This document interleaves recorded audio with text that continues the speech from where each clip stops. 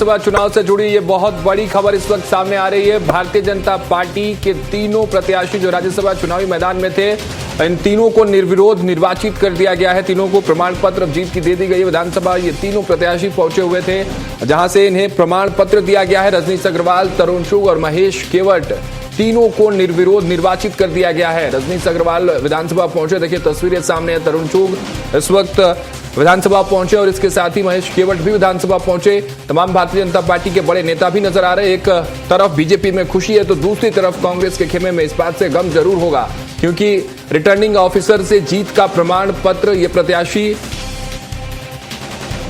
लिए हुए हैं। बीजेपी के तीनों प्रत्याशी निर्विरोध निर्वाचित किए हुए हैं। लाइव तस्वीरें इस वक्त हम आपको विधानसभा से दिखा रहे हैं, जहां ये तीनों प्रत्याशी पहुंचे हुए थे। रिटर्निंग ऑफिसर से तीनों ने प्रमाण पत्र जो है वो हासिल किया। उसके बाद की तस्वीरें हैं। इस वक्त राजधानी भोपाल में राज्यसभा चुनाव को लेकर जिस तरह से हलचलें तेज थी, उस पर अब एक पूर्ण विराम जरूर लगा है। लेकिन कांग्रेस के खेमे में इस वक्त गम का माहौल जरूर होगा, क्योंकि मीनाक्षी नटराजन के नाम पर जिस तरह से सियासत देखने को मिली, उसके बाद जिस तरह से उनका नामांकन रद्द किया गया, निरस्त किया गया, उसके बाद अब ये तीनों जो प्रत्याशी थे भारतीय जनता पार्टी के, हालांकि तीसरी सीट पर जरूर दिलचस्प मुकाबला देखने को मिलता अगर नटराजन का पर्चा निरस्त नहीं होता। लेकिन भारतीय जनता पार्टी की आपत्ति और आपत्तियों के बाद रिटर्निंग ऑफिसर की तरफ से उनके नामांकन को रद्द करना, महेश केवट की भी नैया इस बार पार हो गई है। और ये तीनों प्रत्याशियों को इस वक्त आप लाइव देख रहे हैं, जिनके हाथों में प्रमाण पत्र है। रिटर्निंग ऑफिसर ने तीनों को प्रमाण पत्र दिया है। ये प्रमाण पत्र राज्यसभा चुनाव की जीत का प्रमाण पत्र है।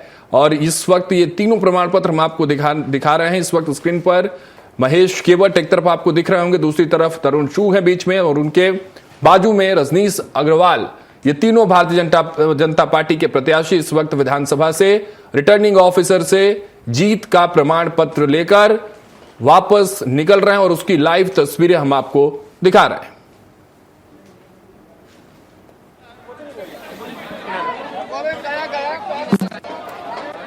तो देखिए, भोपाल में राज्यसभा चुनाव 2026 में भाजपा के तीनों उम्मीदवार रजनीश अग्रवाल, तरुण चुग, महेश केवट निर्विरोध निर्वाचित किए गए हैं। कांग्रेस उम्मीदवार मीनाक्षी नटराजन का नामांकन निरस्त होने और नाम वापसी की प्रक्रिया पूरी होने के बाद भाजपा की जीत का रास्ता पूरी तरह से साफ हो गया था। और मध्य प्रदेश राज्यसभा चुनाव में कांग्रेस उम्मीदवार मीनाक्षी नटराजन के नामांकन मामले की सुनवाई भी आपको बता दें कल यानी शुक्रवार को सुप्रीम कोर्ट में होगी। लेकिन उससे पहले ये तस्वीर जो भारतीय जनता पार्टी के लिए बेहद महत्वपूर्ण ऐतिहासिक पल, क्योंकि राज्यसभा की तीसरी सीट जो कांग्रेस की मानी जाती थी, शुरू से कांग्रेस के पाले में रहती थी, उस पर भी अब भारतीय जनता पार्टी ने अपनी रणनीतियों के आधार पर जीत हासिल की है। ये बहुत बड़ी जीत होगी भारतीय जनता पार्टी के लिए। वही दूसरी तरफ कांग्रेस के खेमे में इस वक्त गम का माहौल जरूर होगा। मीनाक्षी नटराजन के नाम को लेकर सियासत भी देखने को मिली लगातार। इस वक्त भी कांग्रेस प्रदर्शन मोड में है।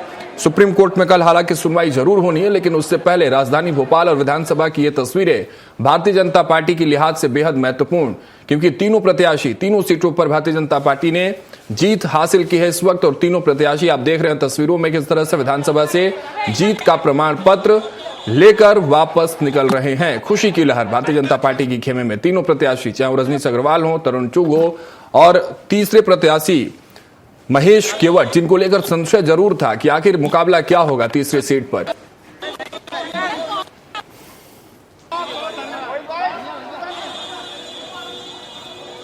आ जाओ, नहीं दे रहे,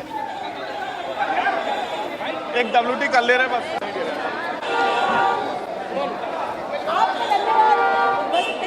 हाँ?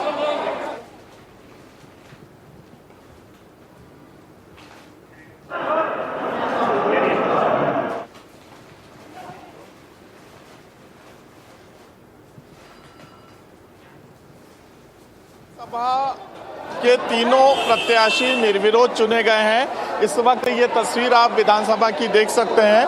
रजनीश अग्रवाल, तरुण चुग, महेश केवट निर्विरोध चुने गए हैं राज्यसभा के सदस्य। अब वो राज्यसभा सांसद कहलाएंगे।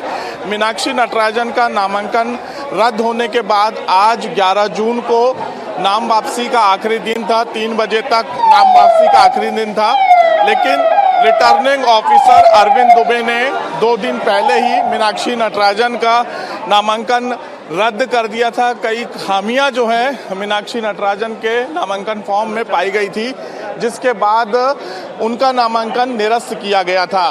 कांग्रेस का प्रतिनिधिमंडल कल इलेक्शन ऑफ कमीशन से मुलाकात की थी। आज सुप्रीम कोर्ट में भी कांग्रेस ने अपनी याचिका दायर की थी, जिसके बाद सुप्रीम कोर्ट ने जो मीनाक्षी नटराजन वाले मामले में फैसला सुरक्षित रखा है और कल इस पूरे मामले को लेकर सुनवाई करेगा। लेकिन आज नाम वापसी के आखिरी दिन 3 बजे तक नाम वापसी लेना था, लेकिन चुनावी मैदान में सिर्फ 3 ही उम्मीदवार बचे थे। इसलिए निर्वाचन आयोग की तरफ से राज्यसभा के लिए तीनों को निर्विरोध चुना गया है। कैमरामैन मोहित के साथ कुलभूषण सक्सेना, स्वराज एक्सप्रेस, भोपाल।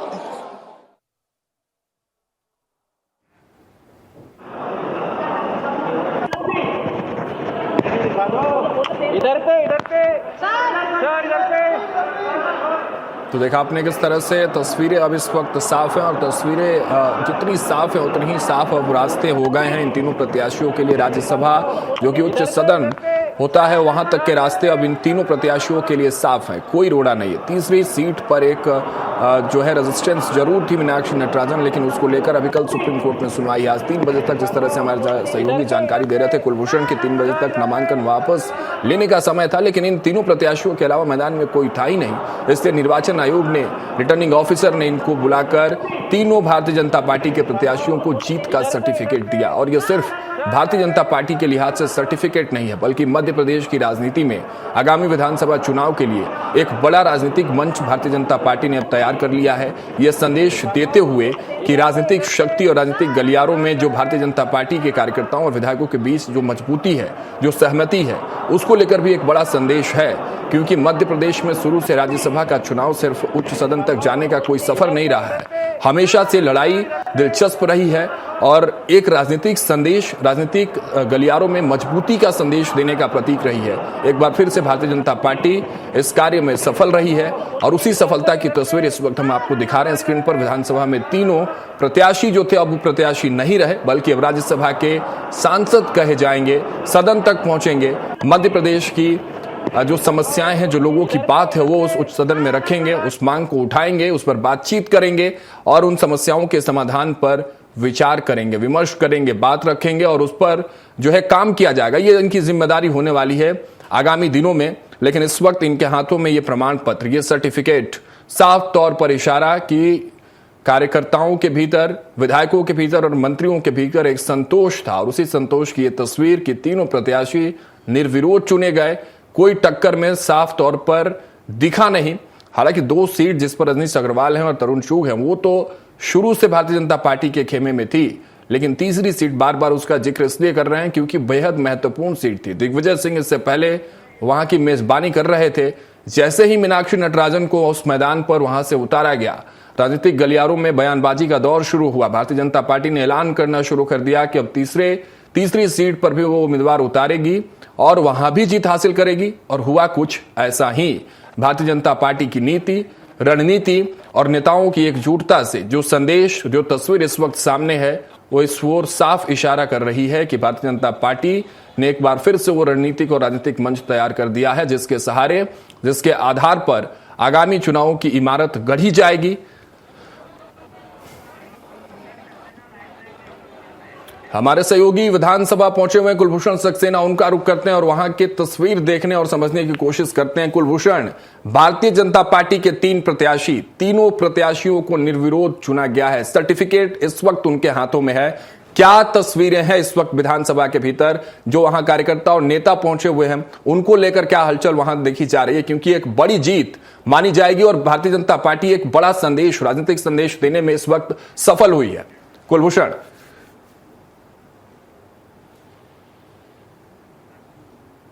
सभा बीजेपी के प्रत्याशी रजनीश अग्रवाल, तरुण चुग और महेश केवट निर्विरोध चुने गए हैं। आज 3 बजे तक का समय था नाम वापसी का और कल ही जो रिटर्निंग ऑफिसर है अरविंद दुबे, उन्होंने इसके एक आदेश की कॉपी भी जारी की थी, जिसमें मीनाक्षी नटराजन का नाम नहीं था क्योंकि उनके नामांकन में कई ऐसी खामियां पाई गई थी, जिसके बाद रिटर्निंग ऑफिसर ने उनके नामांकन को स्थगित कर दिया था, रद्द कर दिया था।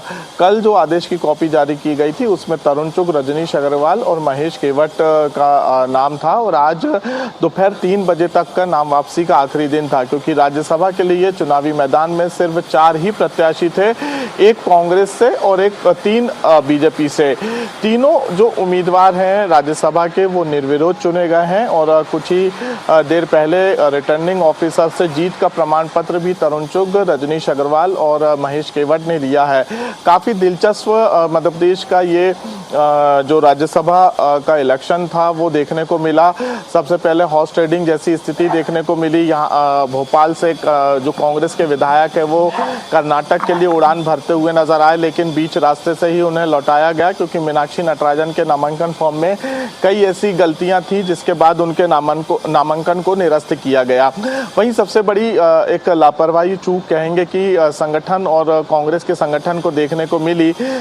तीसरे उम्मीदवार के लिए जो विधायकों की एक संख्या बल होती है, विधायकों का जो वोट होता है वो कहीं ना कहीं बीजेपी के पास पूरा नहीं था। एक राज्यसभा प्रत्याशी को चुनने के लिए टोटल 58 विधायकों की संख्या की आवश्यकता होती है और बीजेपी की 2 सीटें खाली हुई थी।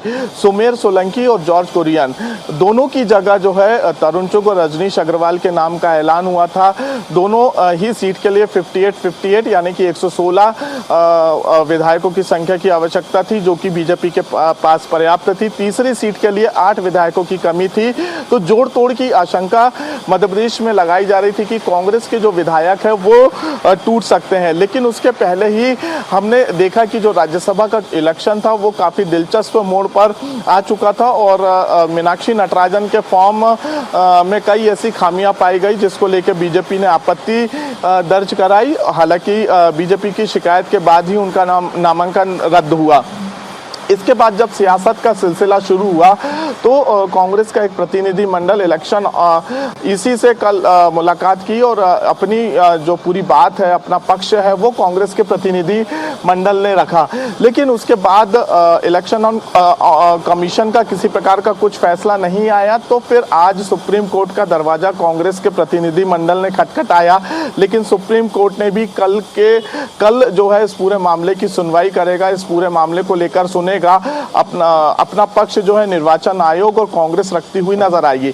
लेकिन अब देखने वाली बात होगी कि कल सुप्रीम कोर्ट क्या कुछ इस पूरे मामले में फैसला सुनाता है। लेकिन हाँ, ये कहेंगे कि अब ये जो लड़ाई थी वो लगभग आज समाप्त हो चुकी है और राज्यसभा के निर्विरोध प्रत्याशी चुने गए हैं। तरुण चुग, रजनीश अग्रवाल और महेश केवट तीनों ही अब राज्यसभा सांसद कहलाएंगे। बिल्कुल कुलभूषण, और वही है कि तीसरी सीट की लड़ाई महत्वपूर्ण थी, उस पर भी भारतीय जनता पार्टी ने अपनी नीतियों और रणनीतियों से जीत जरूर हासिल की। लेकिन अब अगला पड़ाव क्या है भारतीय जनता पार्टी के जो तीनों प्रत्याशी, हालांकि प्रत्याशी नहीं बल्कि अभी राज्यसभा सांसद हो चुके हैं, अगला पड़ाव क्या है? विधानसभा से ये तीनों निकल चुके हैं सांसद, अब आगे क्या? भारतीय जनता पार्टी के कार्यालय पर पहुंच रहे, कहां पहुंच रहे, आगे का कार्यक्रम क्या है? इसको लेकर अगर कुछ जानकारी हो, क्या कोई जश्न की कोई तस्वीर अब सामने देखने को मिलेगी कार्यालय से? देखिए, अगला पड़ाव हमें देखने वाली बात होगी कि क्योंकि कांग्रेस अब इसमें अगला कदम क्या उठाती है। अभी सुप्रीम कोर्ट के पाले में ये पूरा घटनाक्रम जा चुका है और सुप्रीम कोर्ट के साथ साथ अभी क्योंकि निर्विरोध तीनों ही प्रत्याशी चुने गए हैं, तरुण चुग सीधे दिल्ली पहुंचेंगे। दिल्ली में एक बैठक आयोजित की गई, उस बैठक में शामिल होंगे और इसके साथ ही रजनीश अग्रवाल और महेश केवट जो है वो सीधे प्रदेश बीजेपी कार्यालय पहुंचेंगे, क्योंकि अब राज्यसभा सांसद तीनों ही प्रत्याशी बन चुके हैं, निर्विरोध चुने गए हैं। तो स्वाभाविक सी बात है अब सुप्रीम कोर्ट के कल फैसले का इंतजार है कि जब एक बार फिर से कांग्रेस का जो प्रतिनिधि मंडल है उनकी तरफ से जो अधिवक्ता पैरवी करेगा, तो अधिवक्ता क्या कुछ दलील सुप्रीम कोर्ट के सामने रखते हुए नजर आएंगे, ये देखने वाली बात होगी। लेकिन ठीक उसके पहले निर्वाचन आयोग ने भी आज जो निर्वाचन आयोग के जो अधिवक्ता हैं जो उन्होंने अपनी दलील पेश की है, उनका ये कहना था कि हमें ये जानकारी नहीं है कि कांग्रेस ने किसी भी प्रकार की याचिका दायर की है। अब देखने वाली बात होगी कि सुप्रीम कोर्ट कल क्या कुछ फैसला सुनाता है। ठीक है कुलभूषण, बहुत शुक्रिया हमारे साथ जुड़ने के लिए, तमाम जानकारी और तस्वीरें आपने जो साफ की है वहां से, बहुत शुक्रिया हमारे साथ जुड़ने के लिए। तो देखिए, तस्वीरें साफ हैं, एक तरफ खुशियां हैं, दूसरी तरफ गम है, लेकिन इस गम पर कल बड़े सवाल सुप्रीम कोर्ट में जरूर नजर आएंगे, क्योंकि मीनाक्षी नटराजन को लेकर जो मामला सुप्रीम कोर्ट में इस वक्त है, कल इस पर दलीलें पेश की जाएंगी, कल सुनवाई है, उस कार्रवाई में क्या कुछ सामने तस्वीरें निकल कर आती हैं,